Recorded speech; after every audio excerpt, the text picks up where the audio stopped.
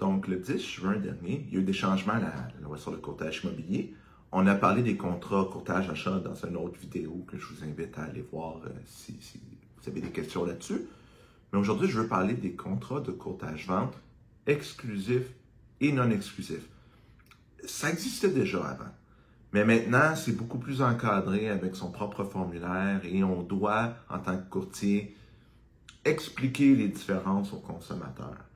Donc, c'est un peu ce que je vais faire aujourd'hui. Je vais vous expliquer c'est quoi les différences et est-ce que ça va être vraiment quelque chose de populaire dans le futur? Ça, c'est une bonne question. On va le savoir plus tard. Donc, c'est quoi la différence entre un contrat exclusif et non exclusif? Le contrat exclusif, c'est un peu, je vais appeler ça le contrat classique, c'est-à-dire celui que vous signez en tant que vendeur avec un courtier pour qu'il fasse la mise en marché de votre propriété et vous ne pouvez pas utiliser les services d'un deuxième, un troisième ou un quatrième courtier pour faire la mise en vente de la propriété. Les autres courtiers, s'ils ont des acheteurs, doivent passer par le courtier inscripteur. Le contrat non exclusif, lui, ça vous permet de signer avec le courtier numéro 1, courtier numéro 2, courtier numéro 3. Les trois font la mise en vente de votre propriété, la mise en marché. Donc, c'est la grande différence. C'est-à-dire que vous pouvez avoir 1, 2, 3, 4 courtiers qui travaillent pour vous à des conditions différentes.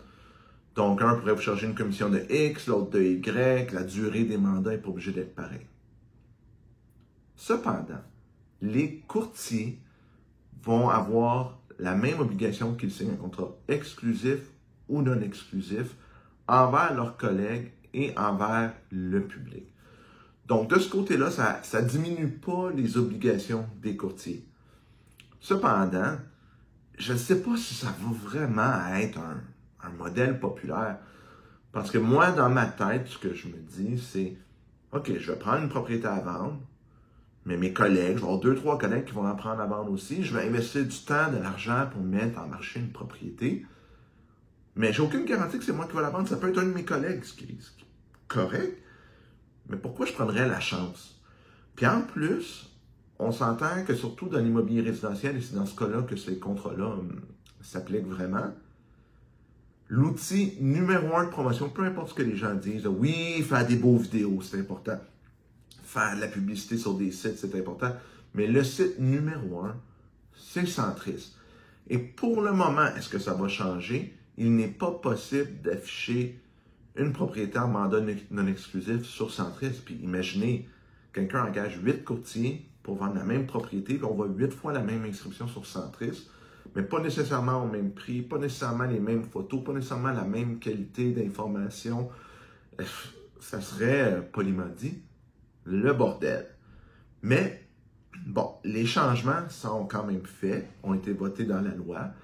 Et je vous dirais que dans le contrat de courtage exclusif, maintenant, on doit absolument aviser les clients que ça existe, un contrat non exclusif. Est-ce que ça veut dire qu'on va être obligé d'en signer? Non, parce qu'il n'y a personne qui peut me forcer, moi, en tant que courtier, à signer un contrat que je ne veux pas. Mais est-ce qu'il y en a qui vont le signer? Possiblement. On va le voir dans le futur. Là. Il n'y a rien de vraiment décidé. Mais est-ce que le consommateur va être mieux servi avec un contrat non exclusif versus exclusif? Moi, j'en doute. Parce qu'avoir plein de gens qui travaillent, plein de courtiers qui travaillent sans, je veux dire, garantie d'être payé dans la mesure où, si j'ai un listing et que je sais qu'il va se vendre, je sais que je vais travailler pour un résultat qui va m'amener une paye en bout de ligne. Mais s'il y a 4 courtiers qui travaillent dessus, ben, même si je sais que ça va se vendre, pourquoi ce serait moi plus que l'autre qui va la vendre? Ça peut être quasiment une question de hasard, une question de comment ça sort dans les algorithmes de recherche un peu partout. Donc, honnêtement, moi personnellement, j'ai pas vraiment l'intention de l'utiliser parce que j'y vois pas d'avantage pour moi dans ma pratique, puis j'y vois pas d'avantage pour le type de clientèle avec lequel je travaille. Mais au moins, sachez que ça existe. Puis c'était un peu le but de cette vidéo-là. Je vous dis, il existe un contrat de vente non exclusif. Si c'est vraiment ce que vous cherchez, il y a peut-être des courtiers qui vont signer, je ne sais pas, je ne peux pas parler pour mes collègues.